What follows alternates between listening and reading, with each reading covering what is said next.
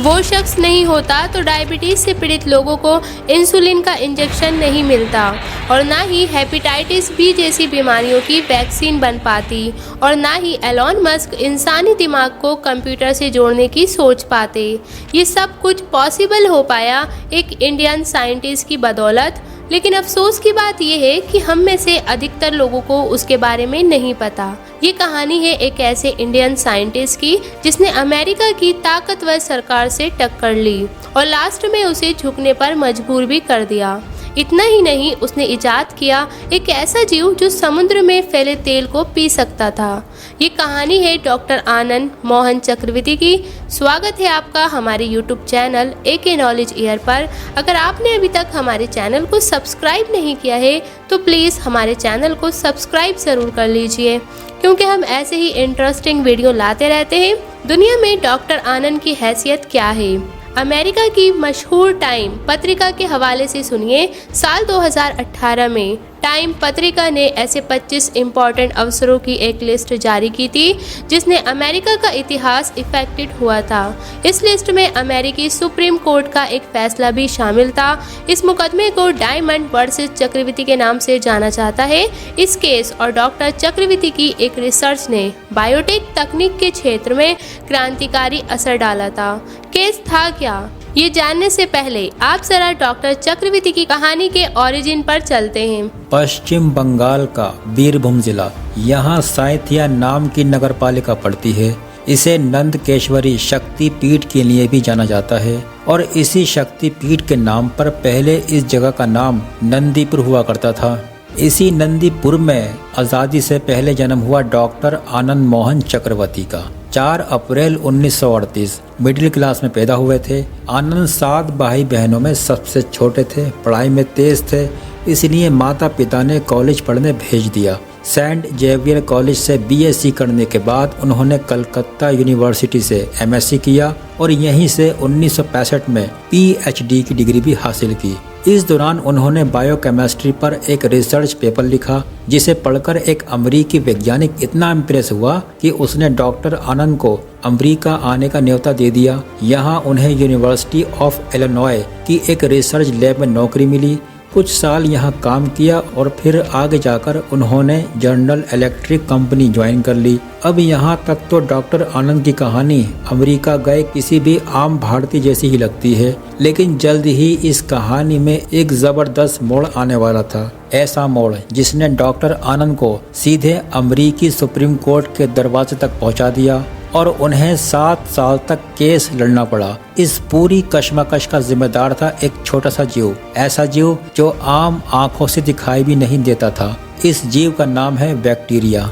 Bacteria को हम आम तौर पर बीमारी फैलाने वाले जीवाणु के तौर पर जानते हैं, लेकिन साइंस की दुनिया में ये बहुत काम का है। इंसानों या जानवरों की लाशें या कूड़े कचरे को यही बैक्टीरिया निपटाता है। कई बैक्टीरिया तो ऐसे होते हैं कि स्टील और यूरेनियम को भी खा जाएं। लेकिन एक चीज़ है जिसे ये नहीं खा सकते, ये है तेल, जिसके बिना हमारे जीवन की गाड़ी नहीं चलती और ना ही मोटर गाड़ी चलती है। यानी हम पेट्रोलियम की बात कर रहे हैं। पेट्रोलियम निकलता है तेल के कुएं से। अक्सर ये कुएं समुद्र की तलहटी में पाए जाते हैं और कुएं से निकलने के क्रम में कई बार ये तेल समुद्र की सतह पर फैल जाते हैं। ये कितना खतरनाक होता है, इस एग्जाम्पल से आप समझिए। साल 2010 में एक तेल के कुएं के रिसाव से 10 लाख समुद्री पक्षी और हजारों डॉल्फिन मारी गई थी। लगभग 7.5 लाख लीटर तेल मैक्सिको की खाड़ी में फैल गया था। साल 2023 तक भी इस तेल को पूरी तरह साफ नहीं किया जा सका है। इस घटना को डीप वाटर होराइजन स्पिल के नाम से जाना जाता है। ऐसी और भी सैकड़ों घटनाएं हैं जिनमें समुद्र में फैले तेल ने एनवायरनमेंट का बहुत नुकसान किया। इस तेल को हटाना काफी जद्दोजहद से भरा काम होता है। अधिकतर केमिकल्स का यूज किया जाता है जो अपने आप में पॉल्यूशन की वजह बनता है। ऐसे में सालों से एक जैविक तरीके डेवलप करने की कोशिश चल रही है जो बेहतर तरीके से तेल को हटा सके।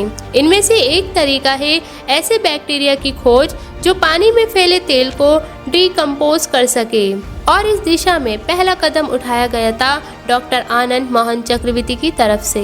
जर्नल इलेक्ट्रिक में काम करते हुए उन्होंने सीडोनोमास नाम की बैक्टीरिया की एक प्रजाति पर रिसर्च शुरू की और सालों साल इसमें लगे रहे। डेडिकेशन इस कदर था कि उन्होंने अपना ईमेल एड्रेस भी बैक्टीरिया के नाम पर रख लिया था, pseudomo@uic.edu। इस मेहनत का उन्हें फल मिला और साल 1972 में उन्होंने बैक्टीरिया की एक प्रजाति इजाद कर ली जो तेल को डीकम्पोज कर सकती थी। यहाँ ध्यान दें कि हमने इजाद शब्द का इस्तेमाल किया है बजाय खोज के। ये जानबूझकर किया गया है क्योंकि खोज और इजाद के इस अंतर से आगे इस कहानी में बड़ा बवाल होने वाला था। डॉक्टर आनंद का बनाया हुआ बैक्टीरिया बड़े काम का था, इसलिए उनकी कंपनी यानी जर्नल इलेक्ट्रिक इसका कमर्शियल इस्तेमाल करना चाहती थी। उन्होंने डॉक्टर आनंद से बैक्टीरिया का पेटेंट फाइल करने को कहा। आनंद ने एप्लीकेशन फाइल की, लेकिन यहीं से एक बड़ी दिक्कत शुरू हो गई। हुआ यूं कि अमेरिकी पेटेंट कानून ऑफिस के कमिश्नर ने डॉक्टर आनंद को पेटेंट जारी करने से इनकार कर दिया। कानून के मुताबिक पेटेंट हासिल करने के लिए 2 शर्तें पूरी करना जरूरी था। कौन कौन सी? पहली शर्त, कोई भी चीज़ जो बनाई गई हो उसे पेटेंट किया जा सकता है, यानी ज़रूरी है कि चीज़ इजाद की गई हो। खोजी गई चीज़ों का पेटेंट नहीं हो सकता था। इन्वेंशन का पेटेंट हो सकता है, डिस्कवरी का नहीं हो सकता है। दूसरी शर्त थी कि इजाद की हुई वस्तु इंसान ने बनाई हो, यानी प्राकृतिक रूप से मिलने वाली चीज़ों का पेटेंट नहीं दिया जा सकता था। कुल मिलाकर मतलब ये था कि किसी जीवित चीज़ का पेटेंट नहीं दिया जा सकता था, क्योंकि मान के ही चला जाता है कि कुदरत ने बनाया है। डॉक्टर आनंद को भी पेटेंट नहीं मिला, हालांकि वो भी जिद्दी थे, सो अदालत पहुंच गए।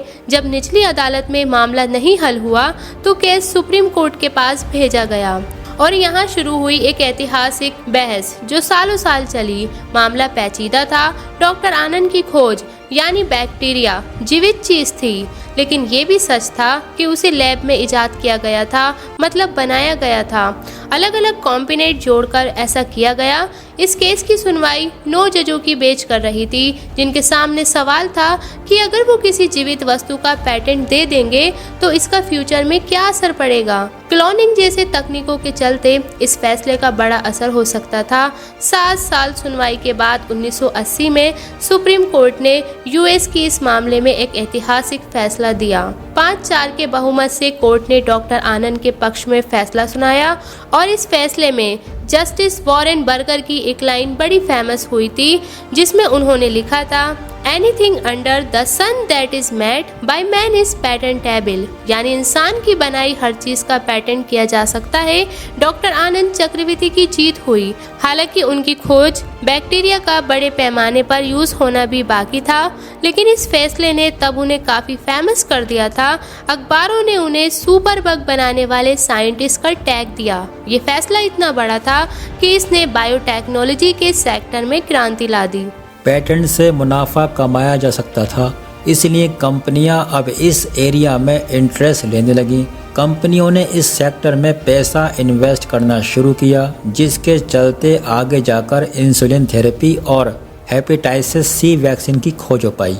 एलोन मस्क जिस न्यूरोलिक टेक्नोलॉजी की बात करते रहते हैं, वो भी बायोटेक तकनीक का ही एग्जाम्पल है। मस्क के मुताबिक न्यूरोलिक तकनीक में दिमाग में एक चिप डाली जाएगी जो सीधे कंप्यूटर या मोबाइल से कनेक्ट होगी और इस तरह हमारा दिमाग सीधे कंप्यूटर से कनेक्ट हो जाएगा। बहरहाल डॉक्टर चक्रवर्ती की कहानी पर लौटते हैं। आगे जाकर उन्होंने कैंसर कोशिका को ख़त्म करने वाले बैक्टीरिया पर रिसर्च की, कई पेटेंट हासिल किए, 2 बायोटिक कंपनियां शुरू की, जिनमें से एक अमृता थेराप्यूटिक्स का हेडक्वार्टर अहमदाबाद गुजरात में है। ये कंपनी एड्स और कैंसर पर शोध करती है। इसके अलावा वो UNIDO यानी United Nation Industrial Development Organization नामक संस्था के फाउंडिंग मेंबर थे और उन्होंने कई अंतर्राष्ट्रीय संस्थाओं में इम्पोर्टेंट पोजीशन पर काम किया। पेटेंट लॉ में वो इस दर्जे के एक्सपर्ट माने जाते थे कि दुनिया भर के जज उनसे सलाह लेते थे। उनके योगदान के लिए भारत सरकार ने 2007 में उन्हें पद्मश्री पुरस्कार से विभूषित किया। साल 2018 तक वो बतौर प्रोफेसर शिकागो मेडिकल स्कूल से जुड़े रहे और यहीं से रिटायर भी हुए। साल 2020 में उन्होंने इस दुनिया को अलविदा कह दिया।